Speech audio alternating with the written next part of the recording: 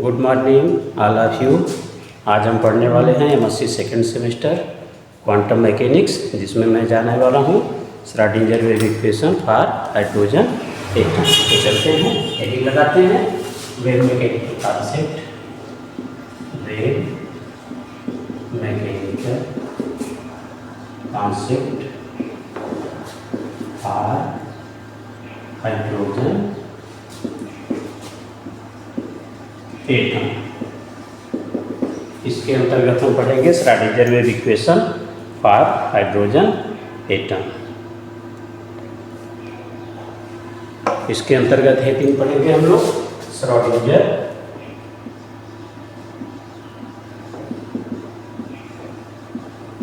Wave equation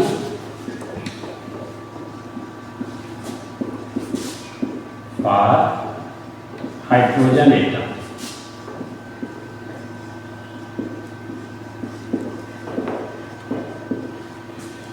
hydrogen atom को देखा जाए बेटा तो 1 इलेक्ट्रॉन स्पीशीज है, यानी इसके न्यूक्लियस में एक पॉजिटिव चार्ज और एक ही इसमें इलेक्ट्रॉन है, एक इलेक्ट्रॉन और एक proton.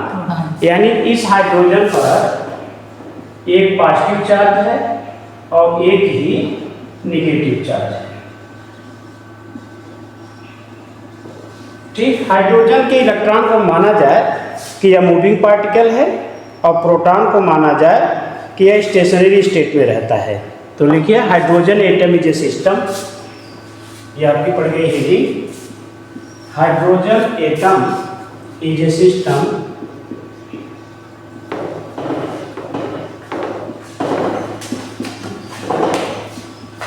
Atom is a system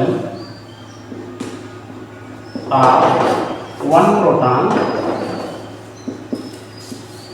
जिस पर चार्ज क्या होता है पॉजिटिव,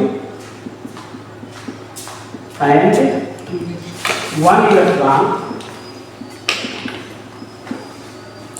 चार्ज क्या होता है बेटा नेगेटिव। दैट माना जाए, एज्यूम दैट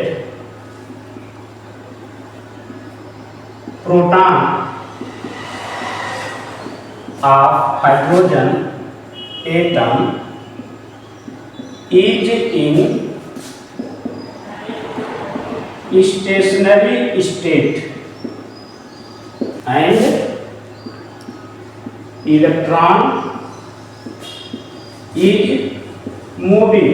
इलेक्ट्रॉन कैसा है, गति कर रहा है। यह माना जा रहा है कि जो प्रोटॉन है वो स्टेशनरी स्टेट में है और जो इलेक्ट्रॉन है वो मूविंग में है। इन इट्स विसिनिटी, अपने नजदीकी में, इन इट्स विसिनिटी। विसिनिटी मतलब अपने नजदीक समझिएगा। क्या समझिएगा? अपने नजदीक, कि वो नजदीक ही प्रोटॉन के गति कर रहा है। कैन नॉट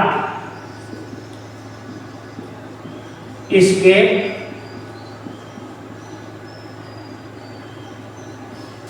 फ्रॉम, गति तो कर रहा है प्रोटॉन से, लेकिन वह प्रोटॉन से दूर यानी एस्केप नहीं कर सकता। From the positive electronic field of nucleus, from positive electronic field of nucleus. Nucleus के चारों तरफ वो गति कर रहा है, लेकिन वह बाहर नहीं जा सकता। The potential of electron is the amount of work done, amount of work done for bringing, लाने में, bringing the electron from infinite to distance r is given as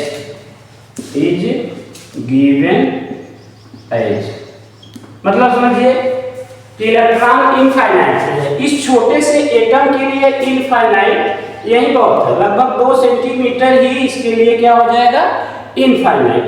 तो इनफाइनाइट से इलेक्ट्रॉन को डिस्टेंस r तक ले आने में किया गया कार्य। कैसे दिया जाता है पोटेंशियल? दिया जाता है बेटा potential V equal to from infinity to distance r ZE square upon A into I square. Differential होगा dr के सापेक्ष, इसके सापेक्ष होगा dr के सापेक्ष इसका डिफरेंशियल होगा। ठीक, अब जो कांस्टेंट है उसको बाहर करिए, क्योंकि इंटीग्रेशन में कांस्टेंट बाहर हो जाता है, सिर्फ वेरिएबल का इंटीग्रेशन होता है। तो जेड एटॉमिक नंबर, ई चार्ज अंदर, स्पेसीज, ए कांस्टेंट, इतनी चीजें हो जाएंगी बाहर। तो आप लिखेंगे Z into E square upon A, integration से बाहर हो जाएगा, इंटीग्रेशन का सिंबल लगाइए, इंफिनिटी टू डिस्टेंस r, बचेगा 1 अपॉन r स्क्वायर dr। अब देखिए इसको मैं ऊपर करूं तो r पावर -2 हो जाएगा, z into E square upon A, integration माइ इंफिनिटी टू डिस्टेंस r, ये हो जाएगा r पावर -2 dr। अब x पावर n का जो इंटीग्रेशन होता है बेटा, इंटीग्रेशन x पावर n का होता है x power n plus 1 upon n plus 1, यही फार्मूला है। यस सर, ये फार्मूला है आपके इंटीग्रेशन का नॉर्मल। तो x पावर -2 है तो हो जाएगा z into E square upon a into -2 में 1 जोड़ेंगे तो -1 बचेगा, क्या बचेगा, -1, तो r की पावर -1 हो जाएगी बटे -1, यानी -1 अपॉन r आने वाला है, 1 अपॉन r आने वाला है। ठीक, तो ये साइन के साथ गुणा कर दीजिए, तो minus Z E square upon A into R हो जाएगा, ये आ गया आपका पोटेंशियल। क्या आ गया बेटा, पोटेंशियल। आगे चलते हैं, इन सारे टर्म को हम देखते हैं। वेयर जेड इक्वल टू आपका है एटॉमिक नंबर, जेड क्या है, एटॉमिक नंबर है, ई है चार्ज है, क्या है, charge on electronic species. R क्या है बेटा आपका, वह डिस्टेंस है, आर क्या है, डिस्टेंस है फ्रॉम द न्यूक्लियस। आर क्या है, डिस्टेंस फ्रॉम द न्यूक्लियस,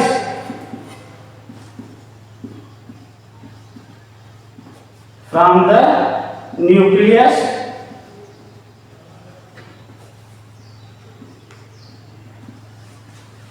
अब बचता है आपका ए आपका कांस्टेंट है, जिसको कहा जाता है एम्पलीट्यूड ऑफ इलेक्ट्रॉन। क्या कहा जाता है, एम्पलीट्यूड ऑफ इलेक्ट्रॉन।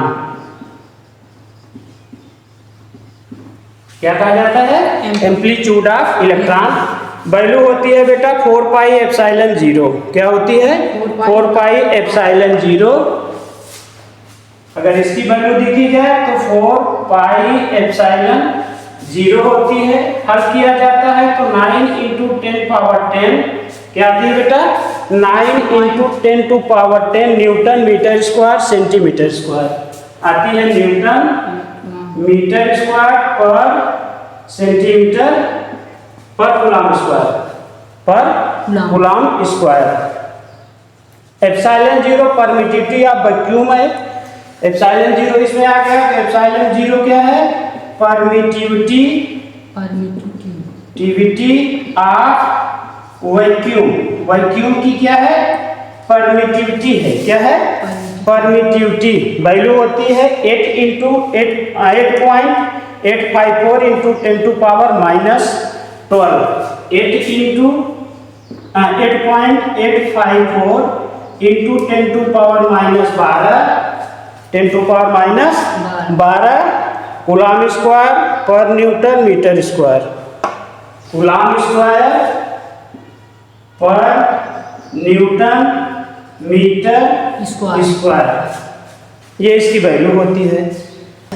अब ए की जो वैल्यू आई है आपकी 4 पाई एप्सिलॉन 0, क्या है बेटा 4 पाई एप्सिलॉन 0, उसको हम रखते हैं इक्वेशन 1 में। कहाँ रखते हैं? इक्वेशन 1 में।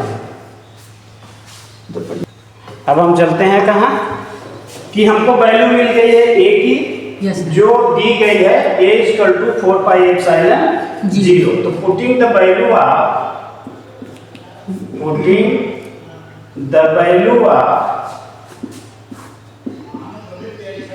a in equation 2 we get, आपको क्या मिलेगा? Potential energy V minus of ZE² upon 4 pi epsilon 0 into R हो जाएगा ना। चूंकि Z हाइड्रोजन के लिए हम देख रहे हैं तो एटॉमिक नंबर Z = 1 हो जाएगा। फॉर हाइड्रोजन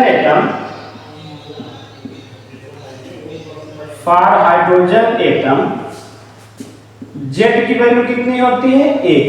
देयरफॉर V = हो जाएगा माइनस Z तो हो जाएगा 1, तो Z को हटा दीजिए, minus of E² upon 4 pi epsilon 0 R। ये क्या हो गया? निकल आए पोटेंशियल एनर्जी किसके लिए? हाइड्रोजन एटम के लिए। ठीक, यक्स आपको R तो आपको पता ही है। अब हम जाते हैं श्रोडिंगर वेव इक्वेशन के लिए। The Schrodinger wave equation 3 dimension में लिखेंगे। तो the 3 dimensional Schrodinger wave equation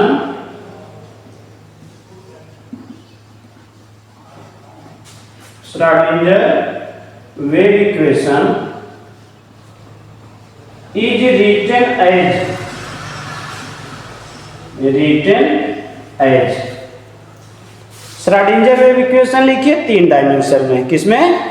3 dimension, यानी along X axis, along Y axis and along Z axis. तो श्रोडिंगर वेव इक्वेशन होता है बेटा del 2 psi upon del x² plus del 2 psi upon del y² plus del 2 psi upon del z² plus 8 pi square m अपान h² e minus v into psi = 0।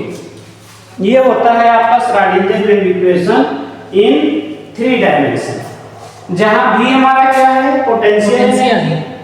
Equation 2 में v की हम value निकाल चुके हैं, तो v की value उठाकर equation 3 में रख दें। तो फ्रॉम इक्वेशन 2 से हम v की वैल्यू रखने वाले हैं इक्वेशन 3 में ना।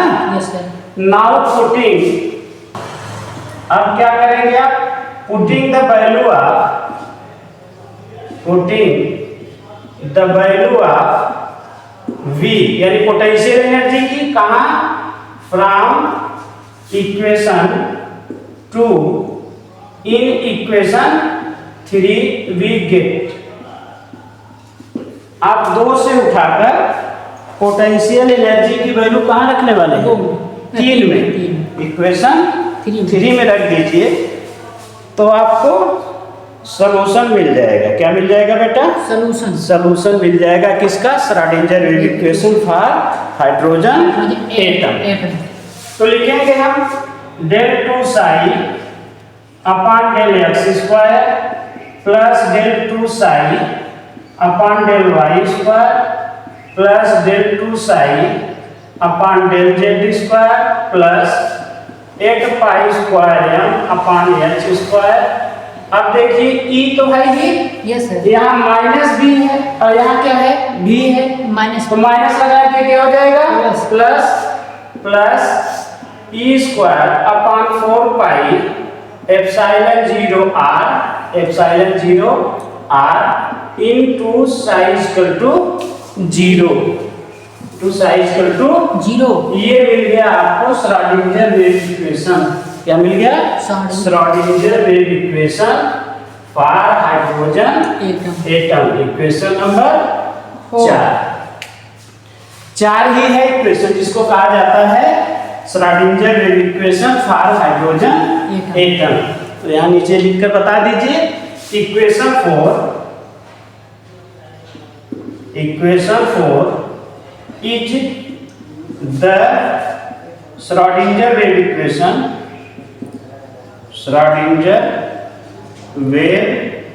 Equation for hydrogen atom. बताते हैं heading transformation of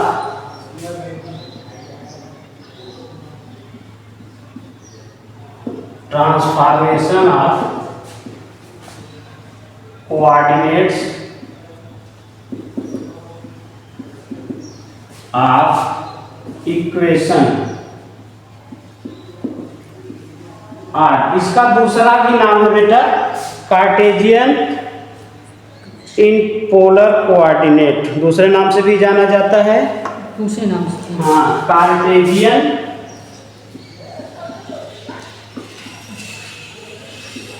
in polar coordinate, यानी कार्टेशियन को पोलर कोऑर्डिनेट में बदलना है। कार्टेशियन कोऑर्डिनेट को पोलर कोऑर्डिनेट में बदलना है।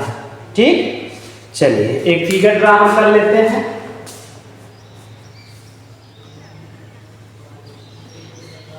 ये हमारा होता है एक्स एक्सिस, इसको लेते हैं वाई एक्सिस और ऊपर वाले को लेते हैं जेड एक्सिस।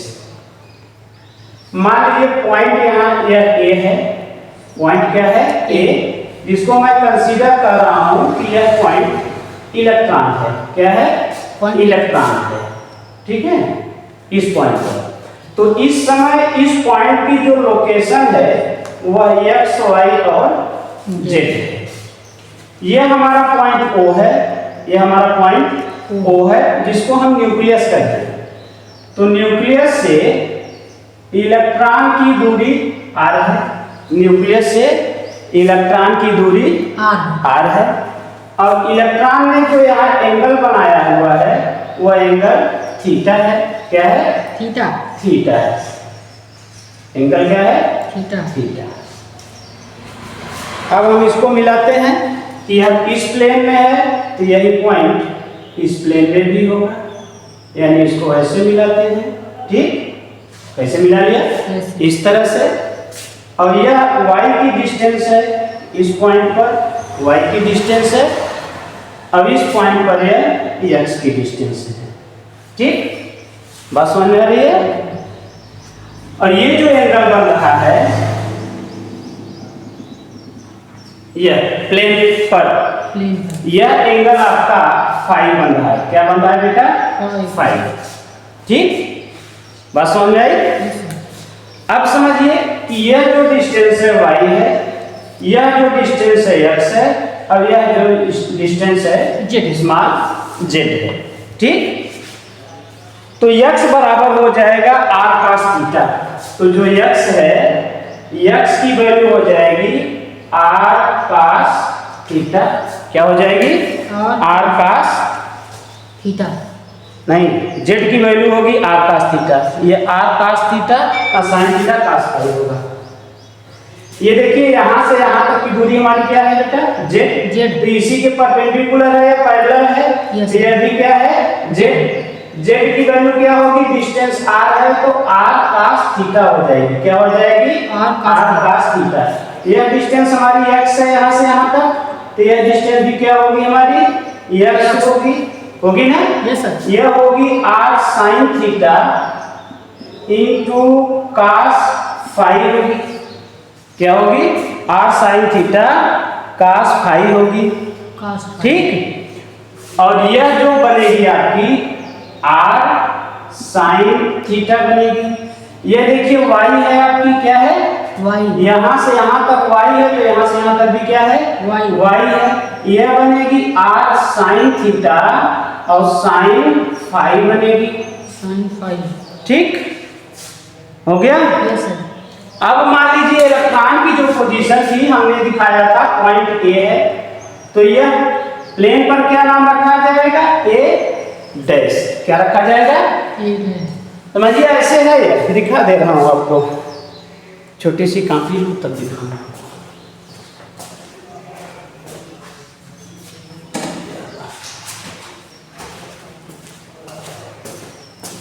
ऐसे देखिए, मान लीजिए हमारा प्लेन है, एक यहाँ एक यहाँ एक यहाँ पॉइंट है ए, कहाँ है? इस पॉइंट पर, ठीक है। तो ये प्लेन में जब इसको मैं खींचूंगा इस कापी से बाहर, तो ये अगर एग्जैक्ट जितनी दूरी यहाँ से यहाँ है उतनी दूरी यहाँ से यहाँ होगी। ना समझ में आए ऐसे समझिए कि ये पेज ऐसे है, ये हमने कोऑर्डिनेट ले लिया। क्या ले लिया? कोऑर्डिनेट एक्स वाई और जेड। जेड इधर हमारा एक्स है, यहाँ वाई है, यहाँ जेड। पॉइंट मेरा यहाँ है, तो यहाँ से यहाँ की दूरी जितनी होगी वही दूरी यहाँ से यहाँ। यह प्लेन के ऊपर है स्पेस में, यह कहाँ है? प्लेन में है। तो यही चीज दिखाता है कि जो यहाँ से यहाँ तक डिस्टेंस है वो डिस्टेंस यहाँ से यहाँ तक है, और जो एक्स की डिस्टेंस यहाँ से यहाँ तक है, यह यहाँ से जो y की डिस्टेंस इतनी यह है, y की डिस्टेंस इतनी यह है, ठीक। अब यह एंगल एक बना रहा है थीटा एक फाई, तो x y z हमको लिखना है r थीटा और फाई के रूप में। अगर x y z को हमने कन्वर्ट कर दिया r थीटा और फाई में, तो x y मेरा क्या है? कार्टेशियन कोऑर्डिनेट है, कन्वर्ट हो जाएगा पोलर कोऑर्डिनेट। अब x की वैल्यू हमने लिखा है r sin theta cos phi, तो x यह जो डिस्टेंस है यह किसके बराबर है? क्योंकि यह डिस्टेंस हमारी क्या है? टोटल r है। तो यह एंगल क्या है? फाई, और यह एंगल क्या है? थीटा। तो ये लिखा जाएगा r sin theta cos phi. y देखिए यहाँ से यहाँ तक है, यहाँ से यहाँ तक है, कंपोनेंट क्या है? r sin theta sin phi का, क्योंकि cos का इसमें रोल नहीं है, ठीक। बात समझ आई? अब हम लिखते हैं in order to make the mathematical condition, in order to, आइए हम इसका एक्सप्लेनेशन लिखते हैं। इन ऑर्डर टू, हमको बदलना है make the mathematical to, in order to make the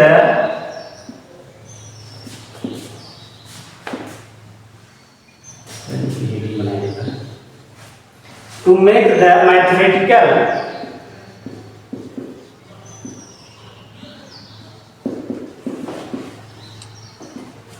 make the mathematical handling of equation 4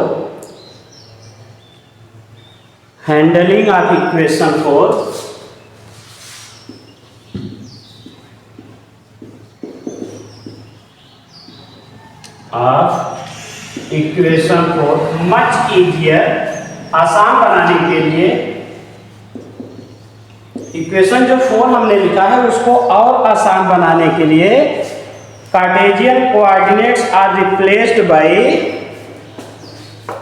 spherical polar coordinate, comma the Cartesian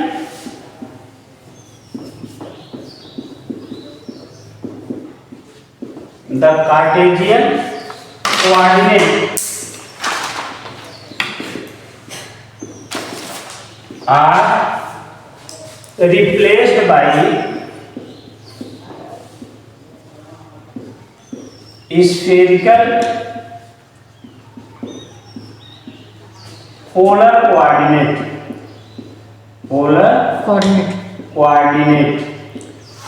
polar coordinate को r phi theta से रिप्रेजेंट किया जाता है। किससे किया जाता है? r फाई और थीटा से रिप्रेजेंट किया जाता है।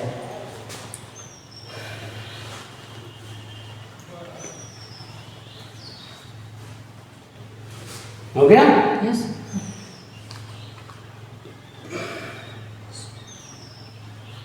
अब मेरे पास दो सिस्टम हो गए।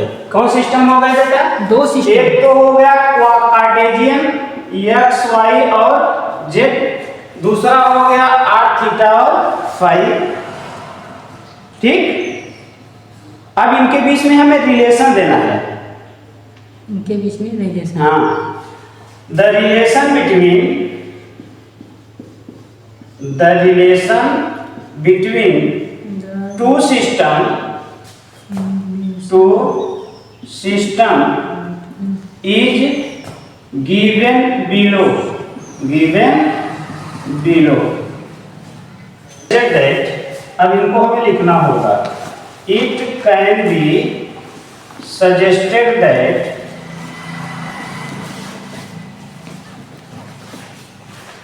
फिगर से ही हमें देखना है कि पहले पॉइंट में हमको देखना है आर क्या है, रेडियल डिस्टेंस है, radius, R is the radial distance.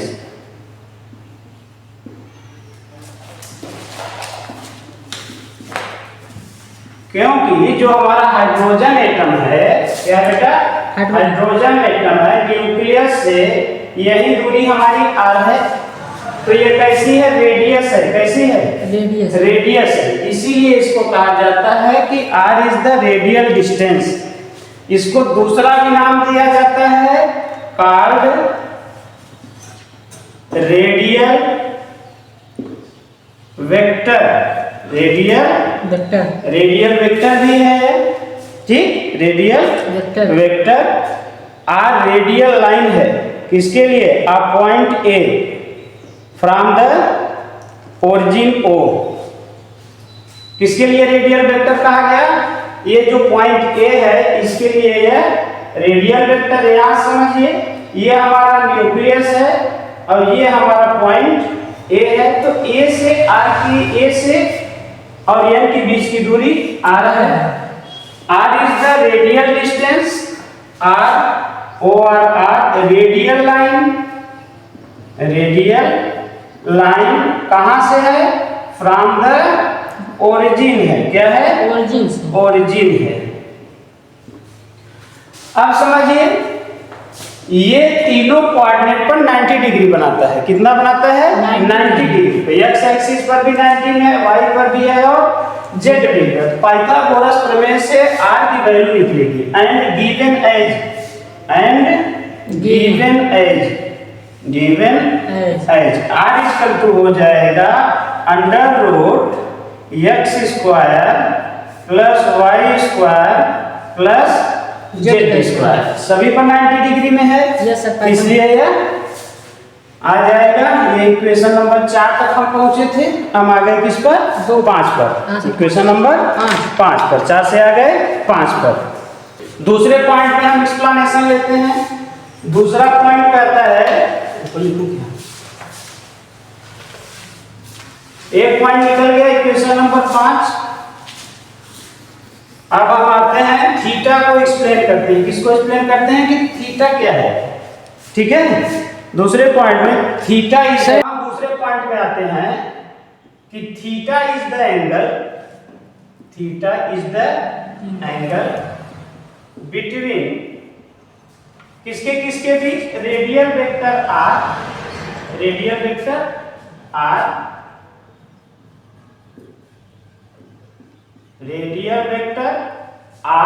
Are को क्या कहते हैं, ओ ए कहा जाता है, किस, क्या डिस्टेंस है, ओ ए, एंड किसके बीच, एक्स एक्सिस के बीच, and Y axis, Z axis and Z axis. ये जो एंगल थीटा है ये किसके किसके बीच है, ओ ए और एक्सिस जेड के बीच है, किसके बीच है, जेड के बीच है। Which is the axis of sphere? Which is the axis of sphere? Which is the axis of sphere? इस एंगल को कहा जाता है, इस एंगल को कहा जाता है जेनिथ एंगल। क्या कहा जाता है, zenith angle. This angle is called, this angle is called zenith angle। क्या कहा जाता है, zenith angle, and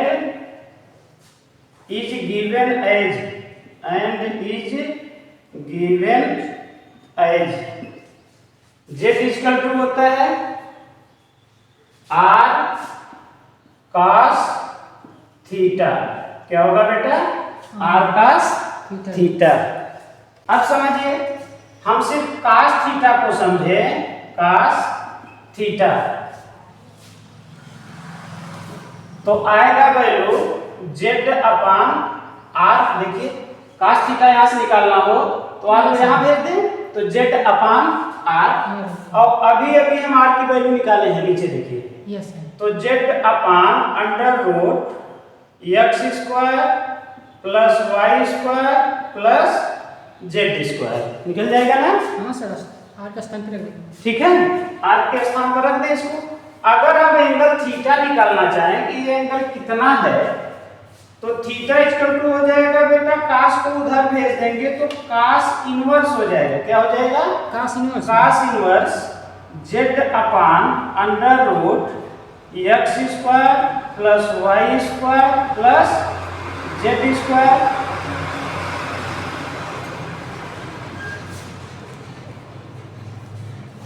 थीटा निकल आया। इसकी जरूरत नहीं, इक्वेशन नंबर 6 इसको कर लीजिए। किसको कर लीजिए? इसको कर लीजिए, इक्वेशन नंबर 6। ठीक, अब आते हैं हम परपेंडिकुलर ओ ए डैश। ठीक ना, यस सर। इसको मिटा दे रहा हूँ, फिगर तो बना ही है आपकी कॉपी में। ठीक है, अब इसको मिटा दे रहा हूँ, इधर ही डेरिवेशन करता हूँ। ठीक है, आइए द परपेंडिकुलर ए डैश की बात करते हैं। किसके? The perpendicular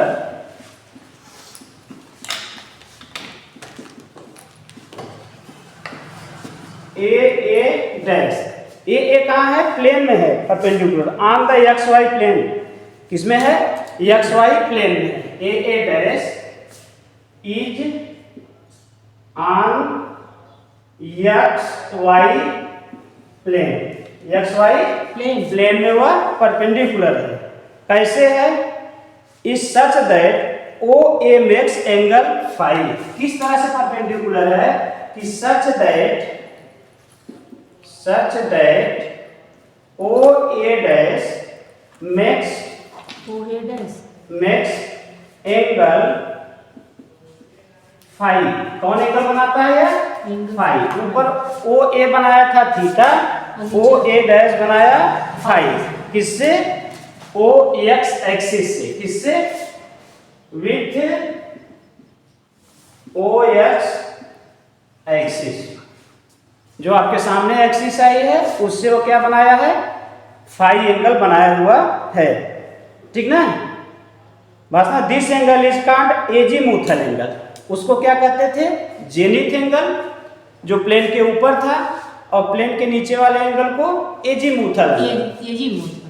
here phi is called azimuthal angle. Azimuthal angle or longitudinal angle is given by, दिया जाता है tan थीटा से, tan फाई से x by y by x and given as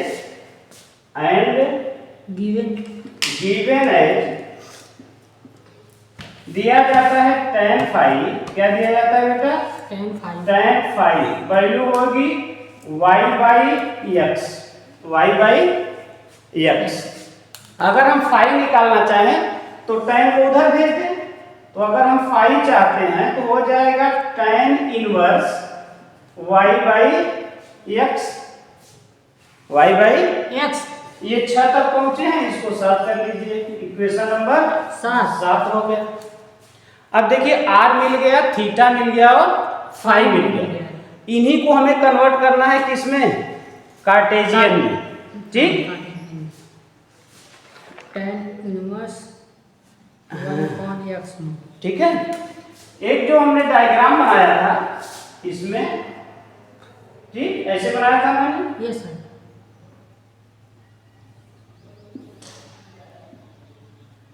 ऐसे ही फिगर था ना। Yes sir. ये point A, ये पॉइंट ए डैश, ये पॉइंट ओ, ये एक्सिस वाई, ये एक्सिस जेड, ये एक्सिस एक्स, ये पॉइंट बी, ये पॉइंट सी। देखिए पॉइंट ए सी जो लाइन आ रही है वो ओ एक्स पर 90 डिग्री पर है, यानी ए एंगल आपका 90 डिग्री है और ये भी कितना है 90 डिग्री 90 डिग्री। तो जो ए डैश बी है और ए डैश सी है परपेंडिकुलर है arc Y and X. O A dash B and A dash C is the perpendicular on y and x axis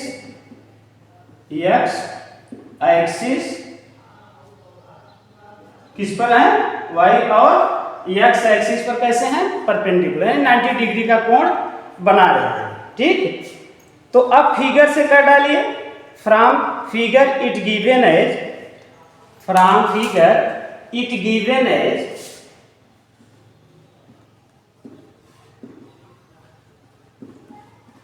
it is given as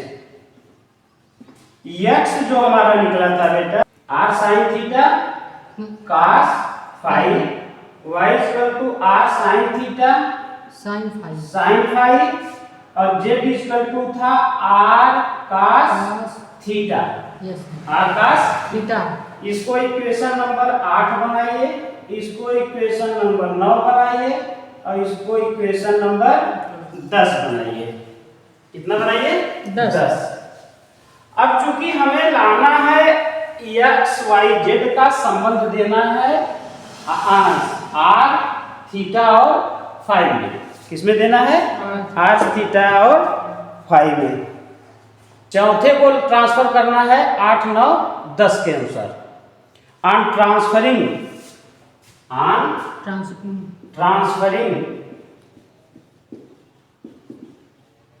equation 4 जो चौथा equation हम लोगों का आया था उसको ट्रांसफर करना है 8 9 10 के आधार पर, यानी x y और z की वैल्यू ले जाकर हमें किस में रखना है इक्वेशन 4 में with the help of solution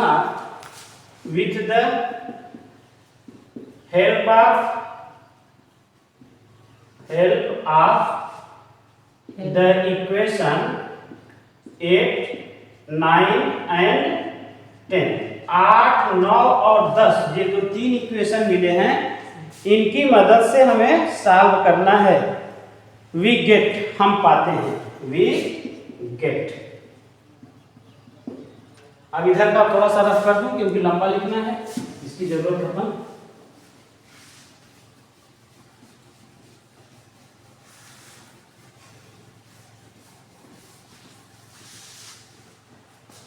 मिल जाएगा 1/r²। 1/r² del by del r कोष्टक में r² del 2 psi upon del r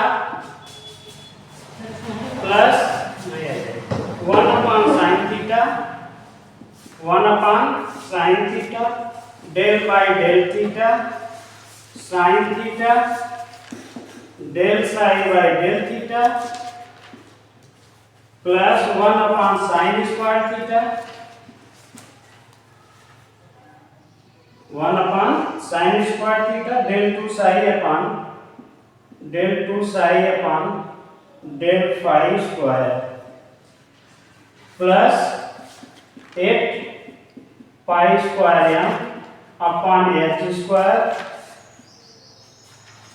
e plus e square upon 4 pi epsilon 0 into r is equal to 0। ये सॉल्व करके इतना मिल जाएगा आपको। उधर के सारे टर्म वैसे हैं। ये श्रोडिंगर वेव इक्वेशन है पोलर कोऑर्डिनेट के रूप में। किसमें है पोलर कोऑर्डिनेट के रूप में। तो इक्वेशन इतना बड़ा आपको कै नंबर मिला 11 नंबर। कै नंबर मिला 11 नंबर। तो equation 11 is the equation 11 is known as Schrodinger wave equation। Schrodinger wave equation in the form of polar coordinate coordinate. ये हो गया आपका सलूशन। आज की क्लास इतनी ही। नेक्स्ट क्लास में फिर मुलाकात होगी, तब तक पढ़ते रहिए, मस्त रहिए।